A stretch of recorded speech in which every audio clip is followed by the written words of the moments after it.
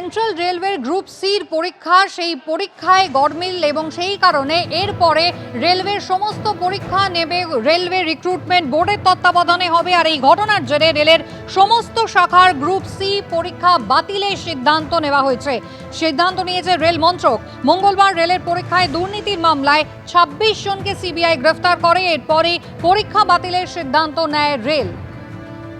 Central রেলওয়ের group সির পরীক্ষায় যেখানে প্রশ্ন ফাঁসের অভিযোগ ওঠে, ঘটনার জেরে রেলের সমস্ত শাখার গ্রুপ সির পরীক্ষা বাতিলের সিদ্ধান্ত নেওয়া হয়।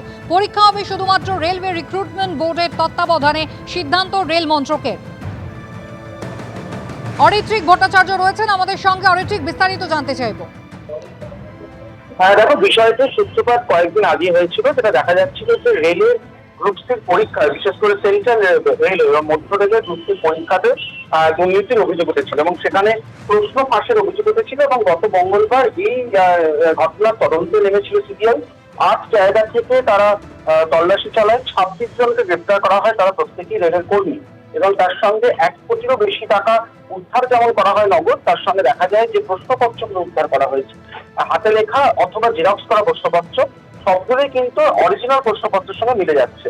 তারপরেই কিন্তু রেলের তরফে যেটা সিদ্ধান্ত নেওয়া হয়েছে যে ৪ তারিখ অর্থাৎ চলতি মাসের ৪ মার্চের আগে যে যে পরীক্ষাগুলো অ্যাপ্রুভ করা হয়নি সেরকম সমস্ত পরীক্ষা ডিভিশনাল ভাবে যাতে নেওয়া হয় তার জন্য নির্দেশ জারি করা হয়েছে। এবং রেলওয়ে বোর্ডের জয়েন্ট ডিরেক্টর সেই সংক্রান্ত চিঠি প্রত্যেকটি জোনের জেনারেল ম্যানেজারের কাছে পাঠিয়ে দিয়েছেন এবং যেটা বলা হয়েছে যে ডিপার্টমেন্টাল পরীক্ষা এবার থেকে আরআরবি অর্থাৎ রেলওয়ে রিক্রুটমেন্ট বোর্ড তার মাধ্যমে সেন্ট্রালাইজ হবে এবং কম্পিউটারের প্রশ্নপত্রের মাধ্যমে করা হবে এবং সেই সংক্রান্ত নির্দেশটাও কিন্তু সমস্ত জোনকে জানিয়ে দেওয়া হয়েছে।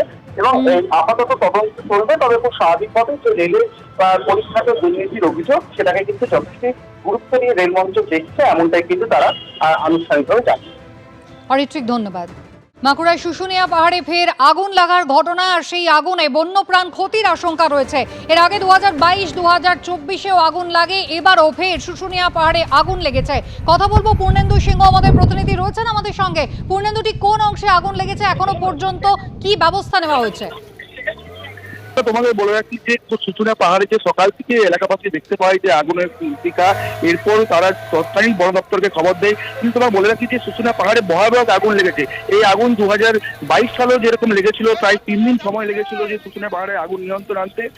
আজকেও দেখা যাচ্ছে সকাল থেকে যে ভয়াবহ আগুন লেগেছে। ইতিমধ্যে বন দপ্তরের তরফ থেকে নর্থ ডিভিশনের তরফ থেকে 30 জনের একটা টিমকে পাঠানো হয়েছে। আবার এখনো পর্যন্ত নিয়ন্ত্রণ আনতে পারেনি, আবার 20 জনের একটা টিমকে পাঠানো হচ্ছে।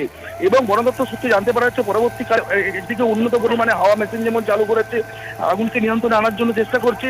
এবং যেটা সূত্রে জানা যাচ্ছে যে তারা দমকলেরও সাহায্য নেবে এই আগুন নিয়ন্ত্রণে আনার জন্য। মূলত যেটা বন দপ্তর তরফ থেকে যেটা জানানো হচ্ছে যে বেশিরভাগ সময় এই যে জঙ্গল, শুশুনিয়া পাহাড়ের যে উপরে জঙ্গল রয়েছে, চোরা শিকারী বা দুষ্কৃতীরা এই ধরনের ঘটনা ঘটাতে পারে। এবং আশেপাশের যে গ্রামগুলো 3-4টা গ্রাম, তারা একটা আতঙ্কের মধ্যে রয়েছে। কেননা এই যে ভয়াবহ আগুন, এরপর যে বন্য প্রাণীরা এবং যে বিষধর সাপেরা, তারা কিন্তু পাহাড় থেকে প্রাণে বাঁচার জন্য তারা জঙ্গল লাগোয়া যে গ্রামগুলো আছে পাহাড়ের নিচে, সেই গ্রামের দিকে প্রবেশ করতে পারে। ধন্যবাদ পূর্ণেন্দু।